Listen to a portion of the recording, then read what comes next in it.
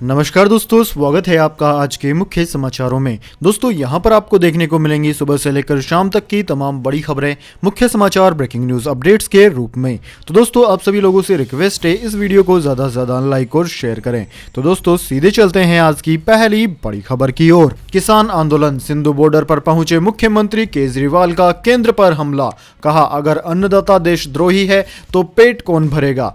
जी हाँ दोस्तों, केंद्र सरकार के 3 कृषि कानूनों के खिलाफ किसानों के आंदोलन के बीच दिल्ली के मुख्यमंत्री अरविंद केजरीवाल और उप मुख्यमंत्री मनीष सिसोदिया रविवार को सिंधु बॉर्डर पहुंचे। इस दौरान केजरीवाल ने कहा कि हमारे किसान पिछले 32 दिनों से ठंड के बीच सड़कों पर रहने को मजबूर क्यों हैं। इससे मुझे दुख होता है कि अब तक 40 से अधिक लोग अपनी जान गंवा चुके हैं। मैं केंद्र सरकार से उनकी बात सुनने और कृषि कानूनों को निरस्त करने की अपील करता हूं। इसके अलावा केजरीवाल ने कहा कि मैं केंद्र सरकार से अपील करता हूं कि इनकी बातें सुनकर कृषि के तीनों कानूनों को वापस ले लीजिए। किसानों को राष्ट्रद्रोही कहा जा रहा है। अगर किसान राष्ट्रद्रोही हो गया तो तुम्हारा पेट कौन भरेगा। किसानों की खेती चली गई तो किसान कहां जाएगा। किसान के पास क्या बचेगा। सिंधु बॉर्डर पर किसानों के बीच अरविंद केजरीवाल ने कहा कि केंद्र सरकार आरोप लगा रही है कि किसानों को गुमराह किया जा रहा है। मैं केंद्र सरकार को चुनौती देता हूं, केंद्र सरकार अपने सबसे बड़े नेता को लेकर यहां आए और हमारे किसान नेता आए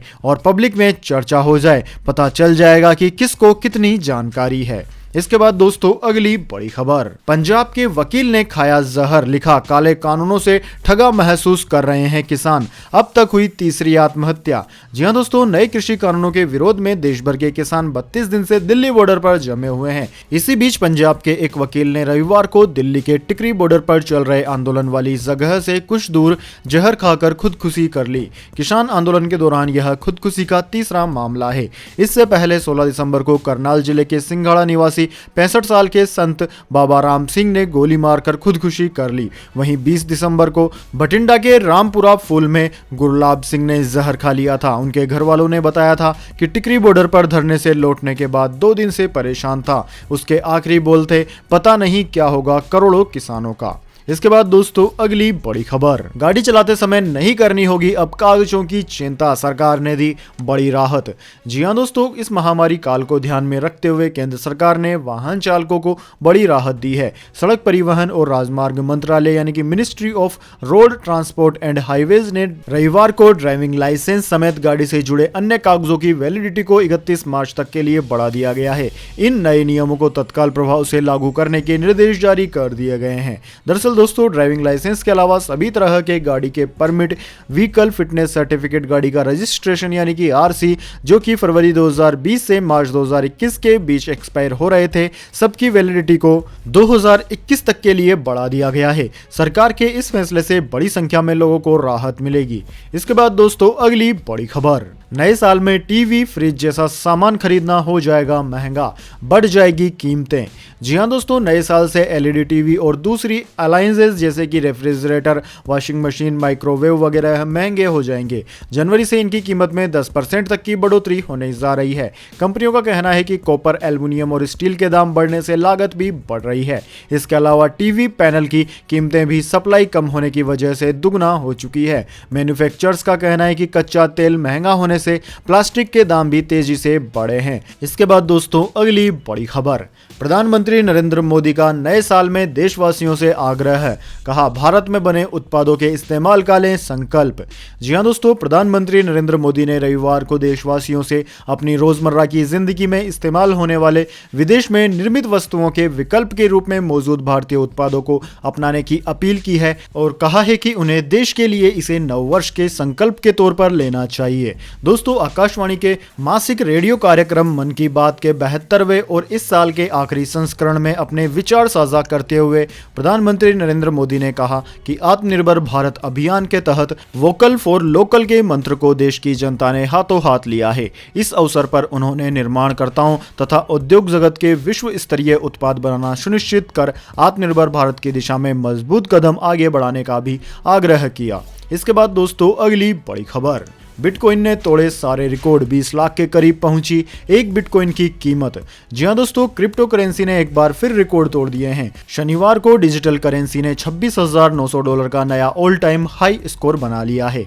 क्रिप्टो करेंसी में तेजी से एक बिटकॉइन की कीमत 19.19 लाख रुपए हो गई है। इस समय दुनिया में क्रिप्टो करेंसी बिटकॉइन का क्रेज तेजी से बढ़ रहा है। तुरंत मुनाफे के लिए बड़े निवेशक इसका रुख कर रहे हैं, जिसके चलते इसकी कीमत में तेजी से उछाल आ रहा है। दोस्तों, आपकी जानकारी के लिए बता दें, नवंबर महीने में बिटकॉइन का भाव $18,000 के स्तर को पार कर चुका था। दुनिया के सबसे बड़े क्रिप्टो करेंसी एक्सचेंज पर कारोबार के दौरान बिटकॉइन 26,900 के हाई स्कोर पर पहुंच गया। बीते 24 घंटे में इसमें करीब 8% से ज्यादा की बढ़त देखने को मिली है। दोस्तों, आपकी जानकारी के लिए बता दें, सिर्फ एक साल में इस करेंसी में 271% का उछाल देखने को मिला है। इसके बाद दोस्तों, अगली बड़ी खबर, नेपाल में राजनीतिक उठापटक से परेशान चाइना सुलह कराने अपने शीर्ष नेताओं को भेजा।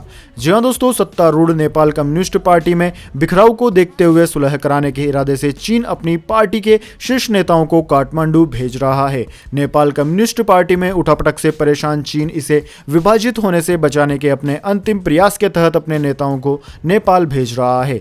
दरअसल दोस्तों, बीते सप्ताह नेपाल के प्रधानमंत्री केपी शर्मा ओली ने संसद को भंग कर दिया था। इसके बाद माना जा रहा है कि नेपाल कम्युनिस्ट पार्टी दो फाड़ हो चुकी है। कम्युनिस्ट पार्टी ऑफ चाइना यानी कि सीपीसी की सेंट्रल कमेटी के अंतर्राष्ट्रीय विभाग के उप मंत्री ऐसे समय में नेपाल का दौरा कर रहे हैं जब सत्तारूढ़ नेपाल कम्युनिस्ट पार्टी में कलह अपने चरम पर है।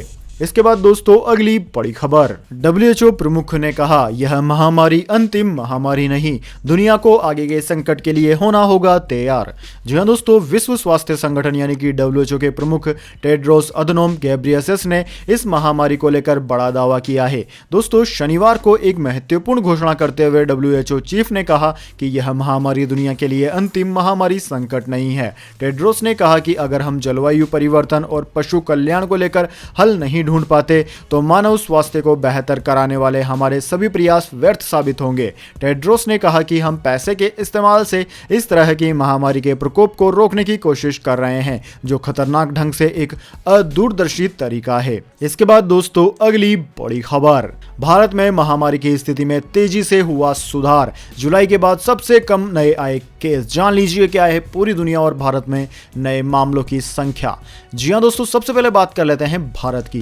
तो दोस्तों, भारत की बात की जाए तो भारत में इस वक्त तक इस महामारी के संक्रमितों का आंकड़ा 1 करोड़ 2 लाख को पार कर गया है। साथ ही दोस्तों, मरने वालों की संख्या 1,47,000 के पार है। लेकिन दोस्तों, मजे की बात यह है कि एक्टिव केस लगातार कम हो रहे हैं और भारत में फिलहाल एक्टिव केस 2,76,000 ही बचे हैं। दोस्तों, भारत में सबसे ज्यादा प्रभावित राज्य महाराष्ट्र है। महाराष्ट्र में 19,19,000 से ज्यादा संक्रमित मरीज अब तक सामने आ चुके हैं।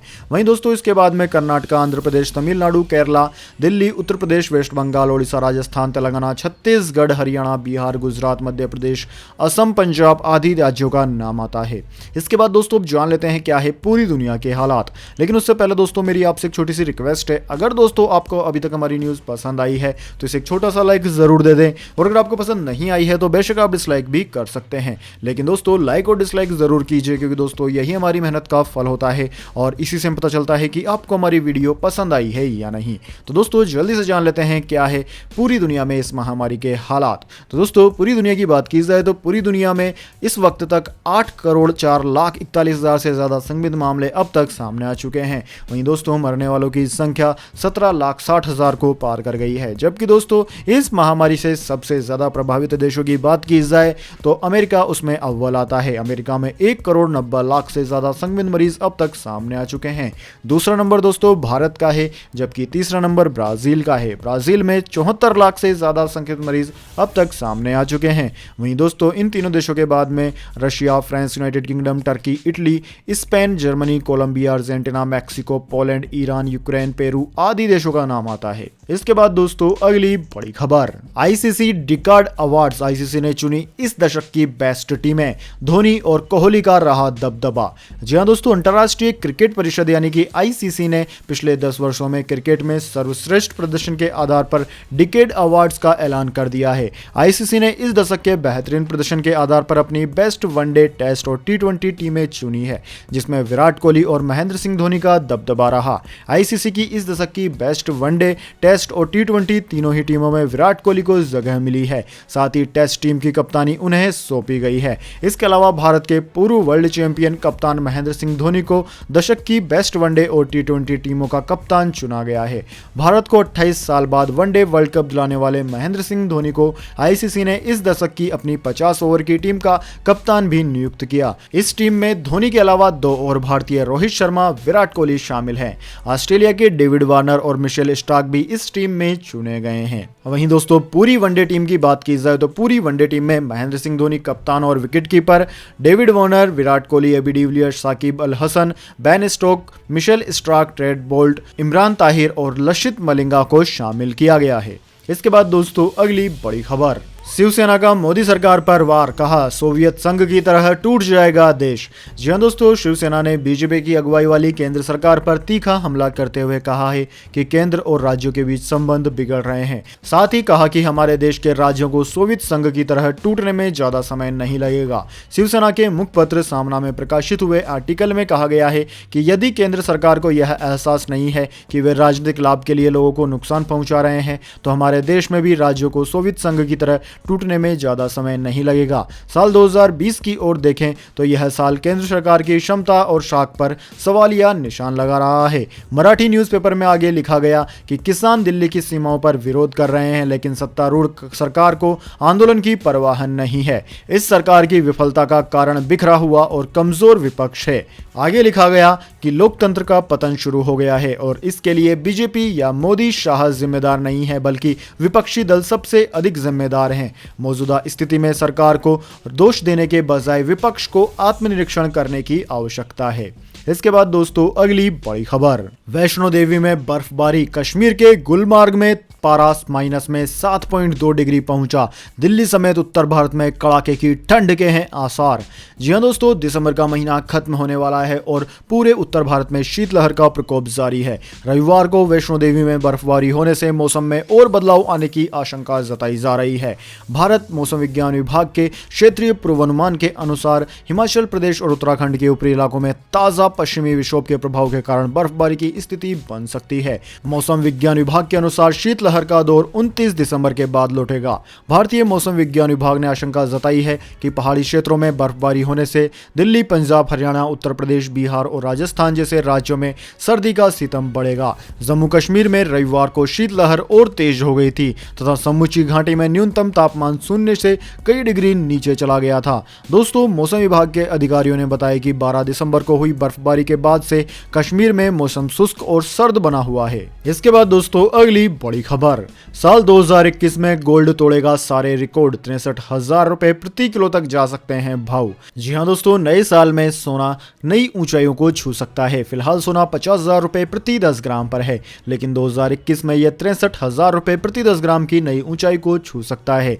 फिलहाल सोना अपने उच्चतम स्तर से करीब 6,000 रुपए सस्ता है। दोस्तों, मार्केट के बड़े दिग्गज यह मानते हैं कि आने वाला साल 2021 गोल्ड के लिए काफी शुभ रहने वाला है। सोने की कीमतों में ये तेजी 2021 में एक और राहत पैकेज की उम्मीदों के चलते देखने को मिल सकती है। दोस्तों, डॉलर की कमजोरी से भी सोने की कीमतों को सहारा मिल सकता है। साल 2020 में इस महामारी वायरस की वजह से आर्थिक और सामाजिक अनिश्चितताएं बढ़ी हैं, जिससे लोगों का रुझान सोने की ओर सुरक्षित निवेश के तौर पर बढ़ा है। अगस्त में गोल्ड ने MCX पर 56,191 रुपए प्रति 10 ग्राम का सबसे ऊंचा स्तर छुआ था, जबकि अब अनुमान लगाया जा रहा है कि 2021 में यह 63,000 को पार कर सकता है।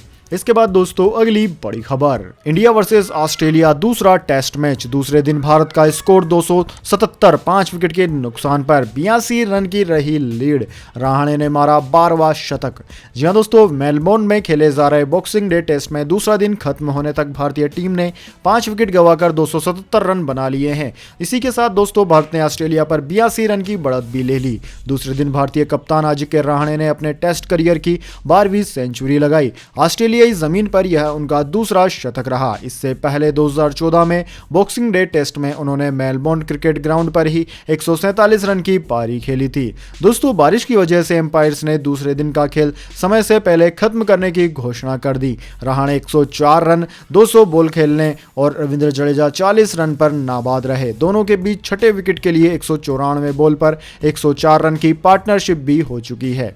इसके बाद दोस्तों अगली बड़ी खबर, पाकिस्तान के झूठ से फिर उठा पर्दा, अफगानिस्तान के नेता अतानूर ने लगाए बड़े आरोप। जी हां दोस्तों, पाकिस्तान की नापाक करतूतों का एक बार फिर पर्दा फाश हुआ है। इस्लामाबाद के शाह चेहरे को इस बार आईना अफगानिस्तान ने दिखाया है। वरिष्ठ अफगान नेता और लीजेंडरी नॉर्दर्न अलायंस के पूर्व नेता अता मोहम्मद नूर ने स्पष्ट शब्दों में कहा कि तालिबान की जन्मस्थली पाकिस्तान है। अफगानिस्तान नेता का हालिया बयान तालिबान के बड़े नेता अब्दुल गनी बगदाद की कराची में उनके समर्थकों की मौजूदगी में हुए एक कार्यक्रम की तस्वीरें सामने आने के बाद आया।